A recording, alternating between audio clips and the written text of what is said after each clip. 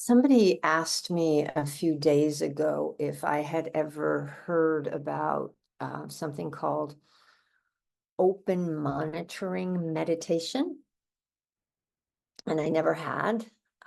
And she was asking it specifically in regard to something to do besides just focusing on the breath, like coming back to the breath over and over and over again. And I looked it up. And basically what it is kind of a sciencey term for what we actually do in practice. I found the articles I found were very scholarly, and but what it did when I was just kind of perusing them was it reminded me of choiceless awareness, which is kind of what my practice is and what I offer in meditation. And so I wanted to talk a little bit about that. I wanted to talk about that because I've actually had this question a number of times from people over the years, because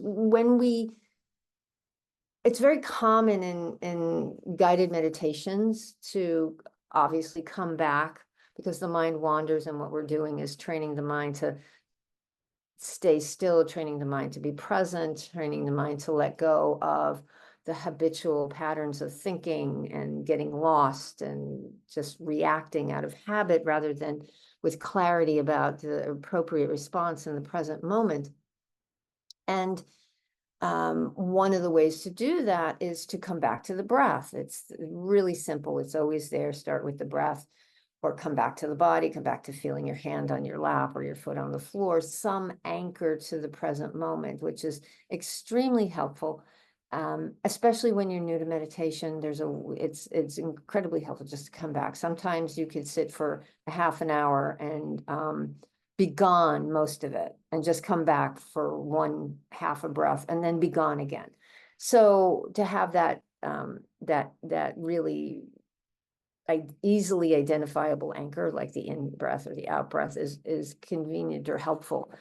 However, it's not necessary to stay there forever, which some people tend to do, and then go, well, can I do something else besides back to the breath, back to the breath, back to the breath? And the practice of choiceless awareness is, there's nothing wrong with staying with the breath. In fact, anapanasati is a practice around the breath, and that's really important. And the Buddha said, he talks when talking about the first foundation of mindfulness, which is breath and body awareness. In this fathom long body, we can see everything. Enlightenment can be had just by being with the awareness of the breath and the body. So it's not that it's like kindergarten and you need to get up to, graduate school or something. It's just what works for you in the moment. So if breath and body awareness is helpful, a concentration practice is helpful to you, that's great. But I think it's helpful to offer the practice of more open awareness, which is what I do a lot in the meditations. Concentration practice is also sometimes people, when they're new, they do counting, counting from 1 to 10 and back down to 1, or saying in and out, in and out. When I teach beginners or folks who are just brand spanking new to meditation, that's a really helpful way to connect, because I know even before I came to formal practice, I would try and keep my mind focused, and it was really hard. I would go for walks and try and recite a poem, and I couldn't recite like a 10-line poem, and I couldn't recite the whole poem without my head going off somewhere. So this capacity to still the mind, to come into right here, right now, is really important. Is to have that anchor is really important to begin to train the mind. There's another concentration practice, which is a practice of jhanas, which is a very deep meditative absorption. And I've never done jhana practice. It's not my inclination. I've never done it. But there's a wonderful teacher, Lee Brasington, Some of you may be familiar with him. He teaches jhanas. He has a book about jhanas. I think it's called Right Concentration. And that's a different type of practice, but that's super focused. That's super focused on a particular object of awareness, which what everything else is kind of shut out. So you get to a different type of state. Whereas this choiceless awareness is, instead of this super focused, it's broad, open to everything. It's just like, what's there? When I practice, I kind of tend to come into a place of settling in, finding my feet, relaxing the body, and then opening up. And I find that's really helpful because I talk about, and I'm not the only one who talks about this, but the continuity of mindfulness, which I find this choiceless awareness to really be helpful with. And the continuity of mindfulness is that mindfulness does not end when the bell rings. It's like, okay, bell rings. Now you can just go, where am I? What's going on yesterday? Where am I tomorrow? It's to have this continuity of being present, because that's the idea. The idea is not to get really good at meditation. The idea is to practice and meditate so that we can move through our lives, move through our world with this presence, with this awareness, with this shifting and how we relate to the world. I was talking to someone a couple of weeks ago and talked about how it's developing a different relationship with our mind. That's what we're doing. We're not, we are conditioned beings, and we've had all these experiences and have caused us to see the world in particular ways and react in particular ways. And we've developed habits. We were taught maybe this is good and this is bad and this is right and this is wrong. And so it kind of colors how we see things. But is it actually really true? We don't know if we're not paying attention and going, wait a minute, is this real? Is this really what I want to do? Or is just I'm doing this because it's the way I've always done it. I was on a self-retreat earlier this year. In April, I went up to a retreat center in the Santa Cruz Mountains and did a solo retreat. And it was really quite profound. And I came out with this deep awareness or deep recognition of habit. And just, I am a creature of habit. I'll eat the same thing for breakfast for 5 years in a row because it's easy and I'm lazy. So, but I also just am a creature of habit, and I kind of get into a rut of doing things the same way or thinking the same way. And I said, and what came from the retreat was, just because I've always done something the same way doesn't mean I have to continue doing it the same way. And there was a freedom in that. I mean, there's, when you have these awakenings, you have these awarenesses, these insights, there's different levels. There's like oh yeah, the low-hanging fruit. Oh yeah. But then when it starts dropping down to the deep level, and it's like, oh, I don't always have to do this. There's a tremendous freedom that you can decide in the moment what's the most appropriate response, not the autopilot response that has driven our lives for as long as we can remember. And it's subtle. These habits are subtle. They're often unconscious, and they have been formed throughout our lives because it was safe to do things a certain way. It wasn't safe to do things another way. We were taught this is right, taught that's wrong.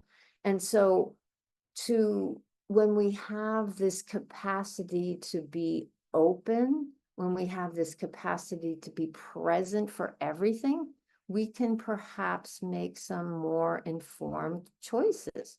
We can do things, we can walk in a direction that's perhaps wiser, more appropriate than instead walking in the direction that we've always gone in just because we've always done that. There's a tremendous freedom, and this is a practice of liberation. So if what we're doing is taking us towards liberation, then why wouldn't we want to continue to go in that way? So choiceless awareness is this state of observing experience without preference, without judgment, without resistance, where we're fully present to whatever shows up, without trying to change or control it. Pretty simple. One of my favorite definitions is simple, not necessarily easy. That's the difference. It's simple. The instructions of meditation are simple, but they're not necessarily easy. It's one of my favorite definitions of equanimity is the deep intimacy with our experience without preference, without needing it to be different. We may want something, we may have a desire, gee, it would be really nice if this happened, but we don't have to have it. We're not attached to an outcome. If it turns out a different way, okay, how do we work with that? So we're fully aware in this moment. In fact, Sayadaw U Tejaniya is a Burmese monk who kind of teaches in the choiceless awareness. It's based in Theravada Vipassana teaching. The term choiceless awareness, I think, was coined by Krishnamurti in the last century.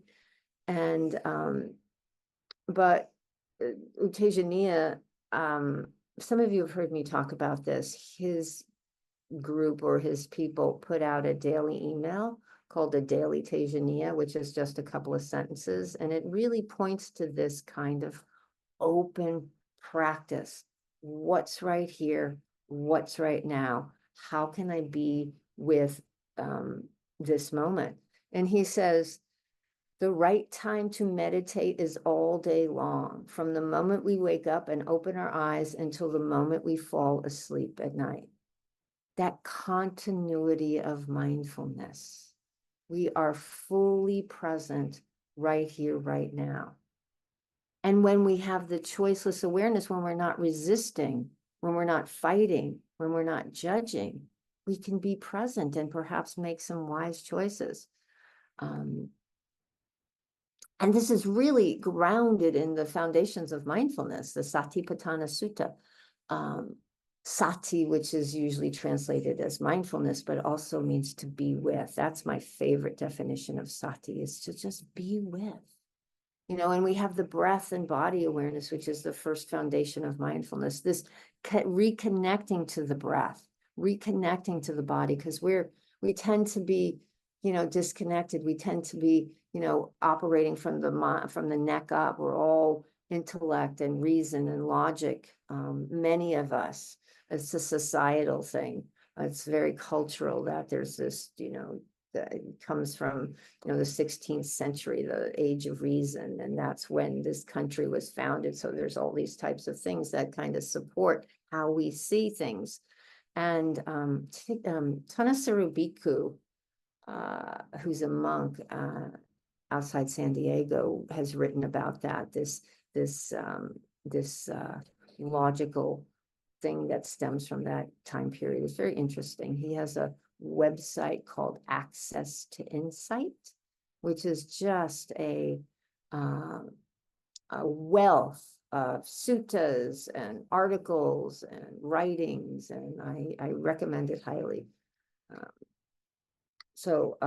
Anyway, he talks about that, but so breath and body is a reconnection of a grounding. It's the anchor of right here, right now, but it's this somatic experience that we have that has a lot of wisdom.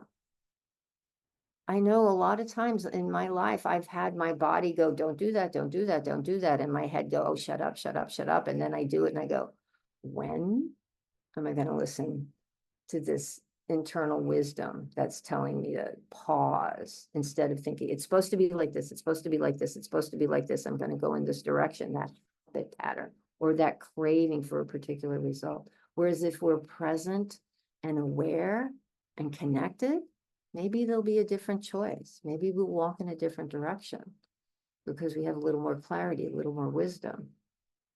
And the next foundation of mindfulness is what is called feeling tone. The word in Pali is Vedana. It's not feelings, it's recognizing whether things are pleasant or unpleasant or neither.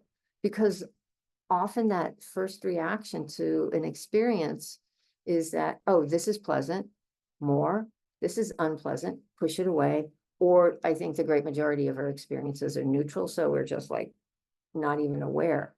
And And because this is this initial reaction, and oftentimes it's unconscious because we're not connected, we're not really attuned to what's happening, we go in directions we may not want to go in. You know, we yell at somebody, or we do something that we go, why did I do that? And it's so unpleasant.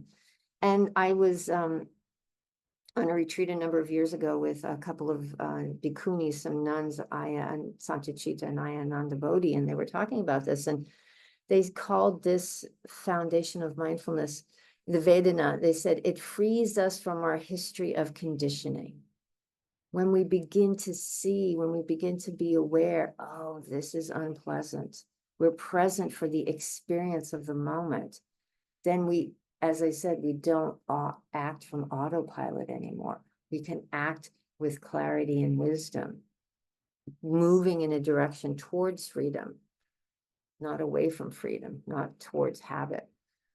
And then the third foundation is recognizing the moods of the mind, recognizing emotions, jealousy, happiness, anger, joy, conceit, fear, judgment, all the things that make up how our lives, how we go through life, that we oftentimes react from without being aware of it. Or we push down, we just like, oh, I'm not allowed to feel that. You know, we're taught that we're not supposed to feel anger. So we push that down. Or you're only allowed to feel grief for 2 days, and then it has to go away. Or all these messages that we've received, some from somewhere in our lives, and we've created this scenario of shoulds and have tos and nots, shoulds and should nots, and if onlys and if nots, and that type of thing.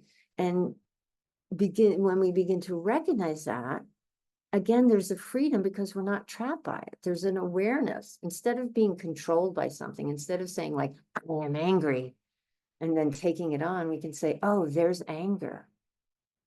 Oh, there's some anger. There's a reaction of anger to this experience. When you think about that, when you think I am angry versus, wow, there's this reaction of anger to this experience, there's a whole different flavor. And the one is for me, it's more manageable. Oh, this is jealousy. And instead of coming in, you shouldn't be jealous. It's like, can't help what arises. Joy, happiness, contentment. How can you be happy? There's so much horrible things going on. It's like, because that's what's present. Bring awareness to the reality of the moment. That's what we do. And then the fourth foundation is this openness to the full experience. There's 2 sets of lists inside of the fourth foundation: hindrances, what gets in the way of our liberation, craving, aversion, dullness, restlessness, worry, doubt, and what takes us towards liberation, which is the factors of awakening, mindfulness, paying attention, a little bit of curiosity, investigation. What is this? This is awareness. What's this? Present time, we're here, mindfulness, investigation, effort to stay, effort to come back, effort to let go of judgment, effort to let go of reactivity. And then when you can have that place of clarity, of mindfulness, of being present, of hanging with what's here without needing it to be different, what happens is there's a rising of contentment, of tranquility, of joy. There's a collectedness of mind. There's a stillness of mind that's not shaken by reality. This is equanimity, is the final factor of awakening. And equanimity is this ability to be present for whatever's right here, and to greet it with the appropriate response. And equanimity is extraordinary if you can experience it. And it comes with this practice, and it comes slowly. I was overseas for a couple of weeks. I was in Italy and Switzerland. I had to go to a conference in Italy for a project I've been working on for many, many, many years. And I flew to Switzerland and then took the train down to Italy. But my niece lives in Switzerland, and I was with her. I spent a few days with her after the conference, and my flight was coming back on Wednesday, and I had a direct flight from Zurich to LAX. And Tuesday night, I got a text from the airline saying, your flight was canceled. And then I got another text immediately after that saying, you've been rerouted. Your flight is going from Zurich to Washington, DC, and then Washington to LA. And I was leaving the exact same time. It was just going to add about 4 hours onto my trip. And I was like, that's annoying, but gee, that's great that they took care of it. And it's really not that big of a hassle.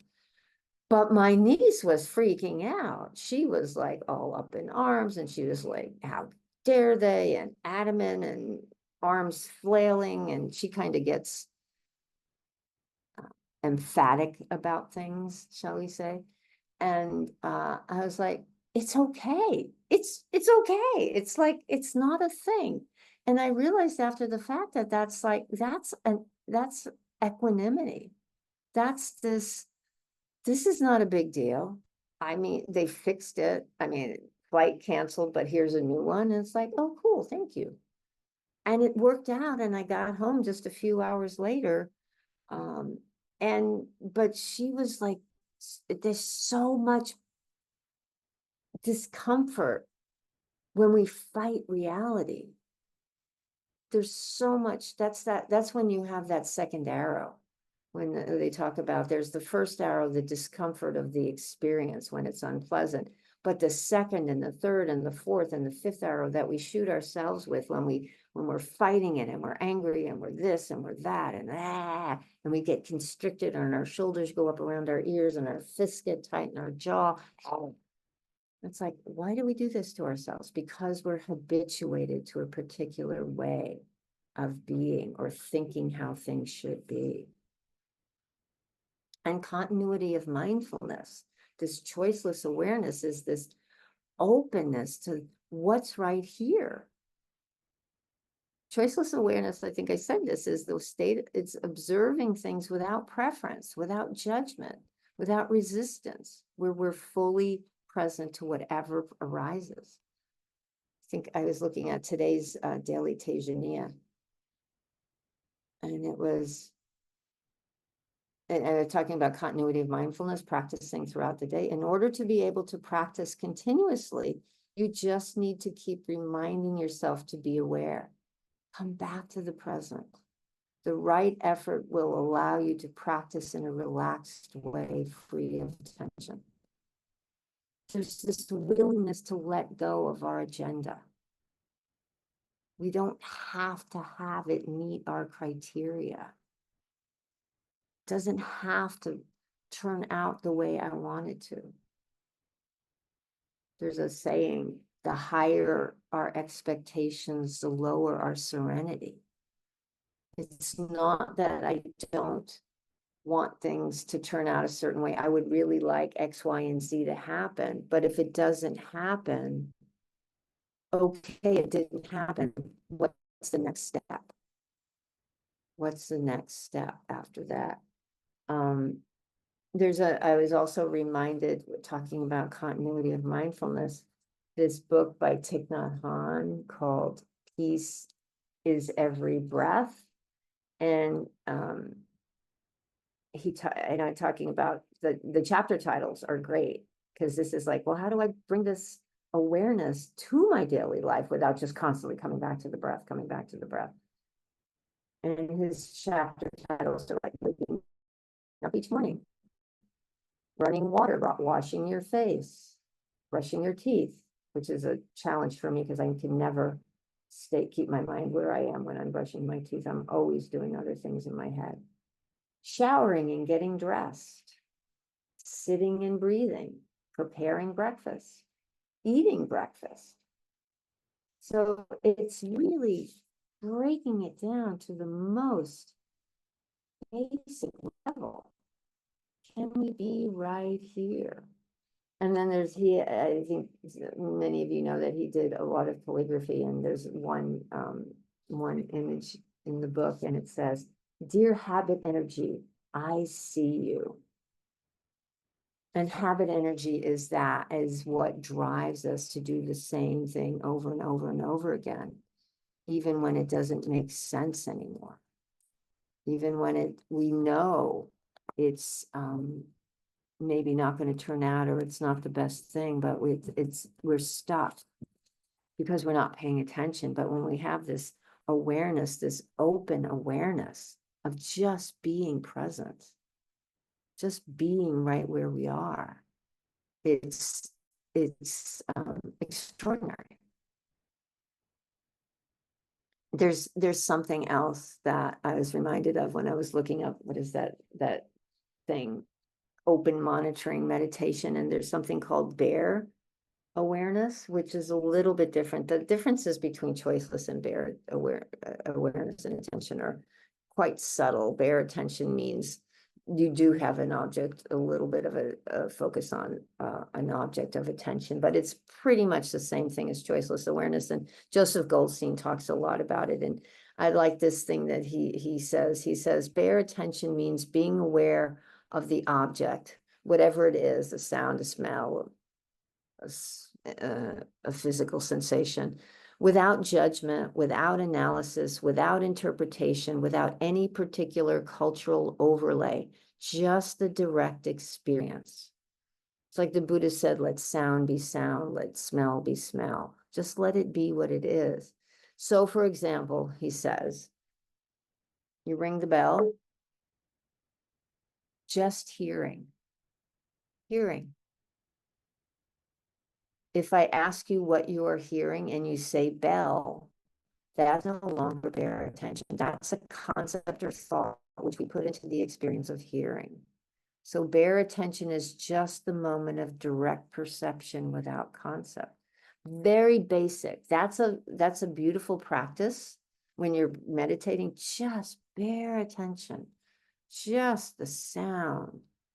Obviously, when we go through life, we have to bring that awareness, or move into the recognition, because if you hear a sound, you have to be able to distinguish, is it a bird or is it an ambulance or a fire engine, and I need to pull over and let them drive by. There's a discernment that happens. Obviously, we have to live in the world in a relative way, but to cultivate the capacity to simply be aware it becomes the foundation. It underlies how we move through the world. There's this foundation of awareness that lets us have this different relationship, that allows us to be in equanimity, because there's a broader scope. We're not trapped by these conditioned habit energies. Just because we've always done it a certain way, just because we've always reacted a certain way, doesn't mean we need to continue acting or reacting in a particular way. We can respond wisely. We can respond based on what's happening right here, right now. I think one of the other parts of this idea of having this foundation and having this awareness that allows us just to be fully present in the moment is having a spiritual foundation as well, having a foundation of sila, which is incredibly important. If you are familiar with the Eightfold Path, there's a section of the Eightfold Path which is sila, ethical behavior, living with integrity, living with in harmony with other beings, living in a way that makes others feel safe. It's where the precepts come from: not to intentionally take life, not to cause harm, to cultivate compassion, to cultivate generosity, to not take what's not offered, to be kind and gentle in our speech, even when we're saying things that need to be that are challenging for someone to hear. But we move through the world with this intentionality of goodwill, with this intentionality of kindness. We're not doormats, but we're not causing chaos. We're not reacting and knocking things over out of fear, out of anger. We may experience those things, but we have an awareness of it. They're not what's driving us. So to have this foundation of awareness, I think it's also necessary to have a foundation of integrity, of wise action that moves us in a wise direction, skillfully, wholesome, away from harm, towards liberation, towards freedom. That I think it's really, really, really important to recognize that that's a huge part of this practice, a huge part of these teachings, because otherwise I think there's no guidelines. There may be some guidelines, but to have that place to land and say, okay, what's the wise thing to do? What's the skillful thing to do? Because we have this foundation in the teachings, we have this foundation in integrity and wise action, that our awareness is, when we are greeted with the moment, we can do the next indicated thing. What's the wise response in this moment? What's the appropriate response in this moment? What's going to take us towards liberation, not away from liberation? What's not going to keep us in that cycle of doing the same thing over and over and over again? What's going to take us away from this moment of discomfort towards ease? Even if it's still crappy, the ease is internal. So I think those are some thoughts I have on this invitation to this open awareness, this choiceless awareness, this just being fully present with the moment, and see what that's like. Play with it for yourself, both in your practice and as you go through the day, as you brush your teeth. I always remember, we think, oh, something simple like, whatever, blah, blah, blah. But brushing your teeth, I was years and years and years ago, I used to have, and sometimes I still do, conversations with people who are nowhere near me. They're not in the room. They may not even be in the same state. But I'm having this conversation because I need them to understand, or I'm trying to change history by changing an argument. And I was doing that one time when I was getting ready after my shower, and I was putting some hair product, and I was getting ready to put it in my hair, but I was having this conversation, so I just smeared it all over my face because I was nowhere near where I was, because I'm so lost. We can get so lost in our heads. And then I had to go and teach a beginner class that afternoon. So it's a good lesson. But that's what happens when we're not paying attention. That's a silly example, but it's what happens. So if you can bring this continuity of practice, this continuity of mindfulness, this continuity of awareness into your day as you move through the day, see how that works for you. Find your way with it and see how your life may change. See if there's a little bit more equanimity. So thank you so much, my friends, for your kind attention. And I'd love to hear any questions, any comments, any reflections, any experiences you've had with this, any rebuttals. Always up for that.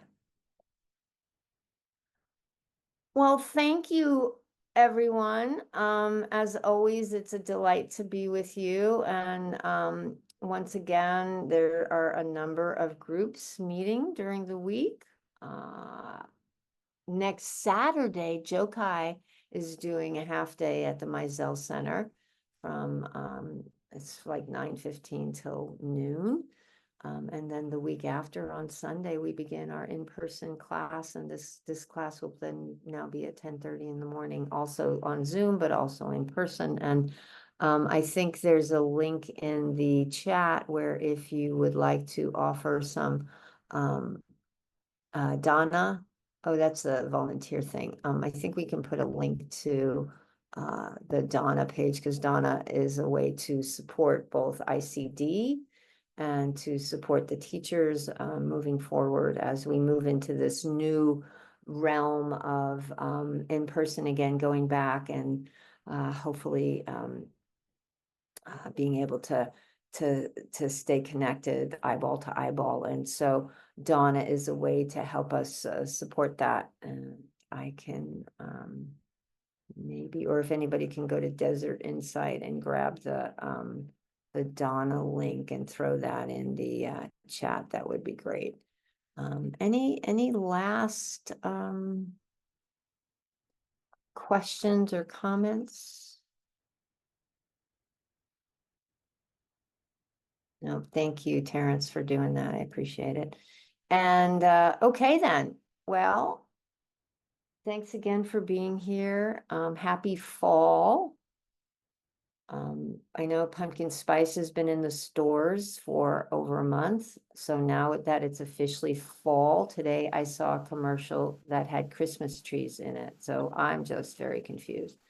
So that has nothing to do with anything except stuff. So remembering that we don't just practice for our own benefit, but we practice for the benefit of all beings. May all beings be happy. May all beings be free.